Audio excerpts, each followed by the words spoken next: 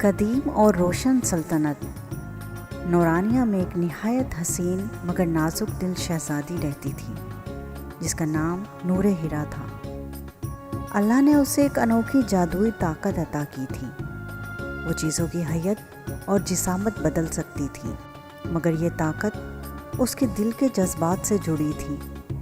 وہ جب بھی بہت گھبرا جاتی یا خوفزدہ ہوتی، اس کا جادو اس کے قابو سے باہر ہو جاتا۔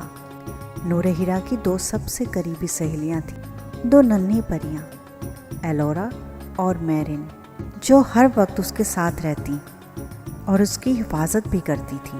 ایک شام نورانیہ کے شاہی محل میں اس کی کزن شہزادی ماہین کی سالگرہ کی شاندار تقریب تھی۔ رنگ برنگی روشنیوں، موسیقی اور خوشیوں کے درمیان ایک باوقار نوجوان شہزادی نور ہیرا کے قریب آیا۔ اس کی اچانک موجودگی سے نور ہیرا گھبرا گئی۔ اسی لمحے گھبراہٹ میں اس کا جادو بے قابو ہو گیا۔ ایک تیز روشنی چمکی اور اگلے ہی لمحے وہ نوجوان ایک ننھی سی سفید بلی میں بدل گیا۔ محفل میں خاموشی چھا گئی۔ نور ہیرا کے ہاتھ کانپنے لگے۔ وہ جانتی تھی کہ اسے الٹا جادو آتا ہی نہیں۔ ڈر کے مارے وہ اس بلی کو چپکے سے اپنے کمرے میں لے آئی اور سب سے جھوٹ بول دیا کہ یہ اسے ایک باغ سے ملا ہے۔ اس نے اس بلی کا نام رکھا روحان۔ اگلی صبح نور ہیرا، ایلورا اور میرن وادی اسرار کی طرف روانہ ہوئیں، وہاں جہاں صدیوں پرانی کتاب نور اعظم محفوظ تھی۔ جیسے ہی وہ وادی میں داخل ہوئیں، ایک قدیم جادوئی درخت نے نور ہیرا کا امتحان لیا۔ درخت نے اس کے دل کی نیت پر سوال اٹھایا۔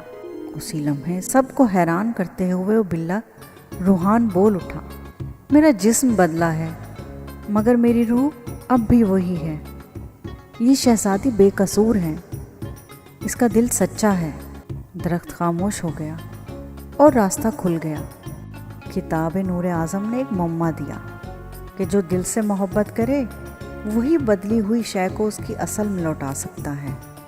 نور ہیرا نے ہر رات اپنے ہر جادو کو آزمایا مگر ہر بار ناکام رہی۔ پھر پری میرن نے خوفناک سچ بتایا، اگر سورج غروب ہونے تک روحان واپس انسان نہ بنا تو وہ ہمیشہ کے لیے بلّا ہی رہ جائے گا۔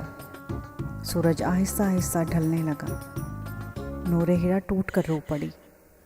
اسی لمحے روحان نے منہ میں ایک سرخ گلاب اٹھایا اور نور ہیرا کے قدموں میں رکھ دیا۔ نور ہیرا نے آنسوؤں کے ساتھ وہ گلاب اٹھایا اور پہلی بار اس نے جادو نہیں بلکہ دل سے دعا کی۔ اچانک ایک سنہری روشنی پھیل گئی اور اگلے ہی لمحے روحان پھر سے انسان بن گیا۔ محبت نے جادو کو شکست دے دی تھی اور نور ہیرا سیکھ چکی تھی کہ سب سے بڑی طاقت سچی محبت ہوتی ہے۔